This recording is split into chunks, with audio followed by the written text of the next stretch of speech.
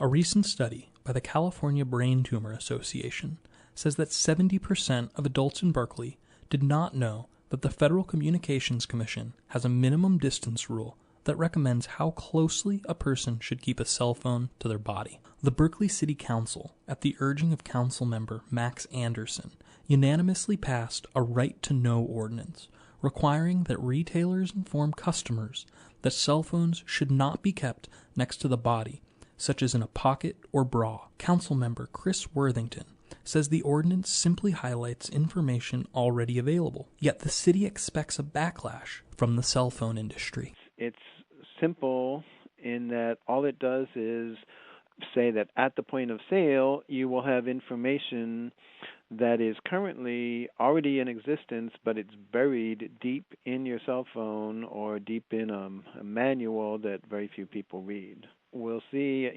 I would hope that the wireless technology firms would actually see this as a positive thing, and they could use it to sell more earbuds. But all indications are that the industry has been threatening against every innovation that we propose. Some cell phone retailers agree there is a potential to sell more accessories.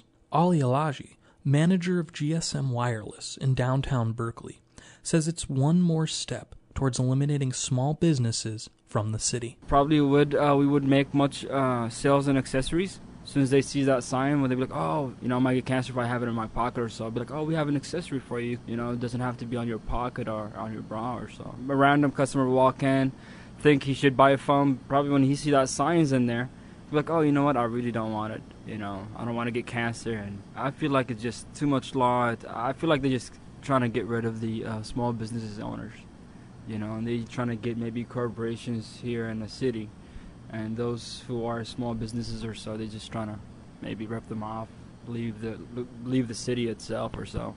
A similar law previously passed in San Francisco was abandoned after it lost its first round of legal battles against the CTIA, a lobbying association that represents the interest of wireless telecommunication companies such as Sprint and Verizon. The CTIA did not get back to KPFA for comment, but they are expected to fight the Berkeley ordinance in court, having sent a letter to the city council saying the law, quote, violates the First Amendment because it would compel wireless retailers to disseminate speech with which they disagree, end quote. Dr. Joel Moskowitz, the director of the Center for Family and Community Health at UC Berkeley School of Health, says that the cell phone industry has also been spinning the science behind electromagnetic radiation. He is joined by over 190 scientists from 39 countries in petitioning all governments to recognize the thousands of studies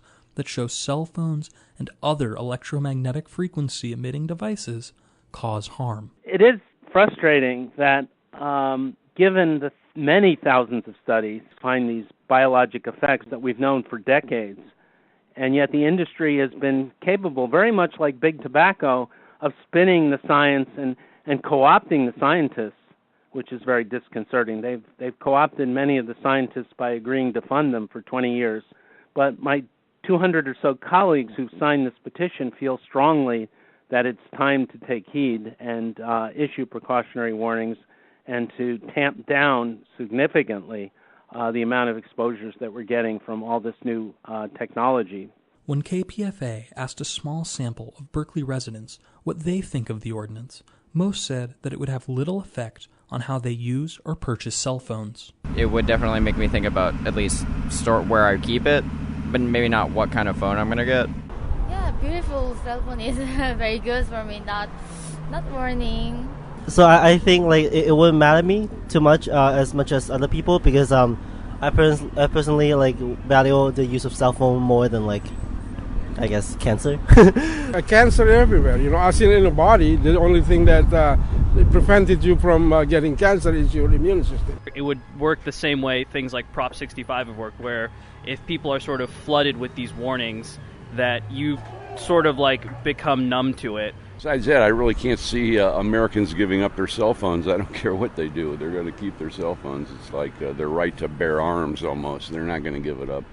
Max Anderson, the city council member behind the ordinance, says that the city of Berkeley is taking health concerns out of the hands of corporations and giving them back to the people. Well, I think with the passage of the Measure D last November, the sugary beverage tax, I think people are starting to take better control of their lives and not be bullied around by big corporations that have as their goal to increase their profits and have little regard for the public health of people who are consuming their products. From downtown Berkeley, for Pacifica News, KPFA, I'm Mike Kohn.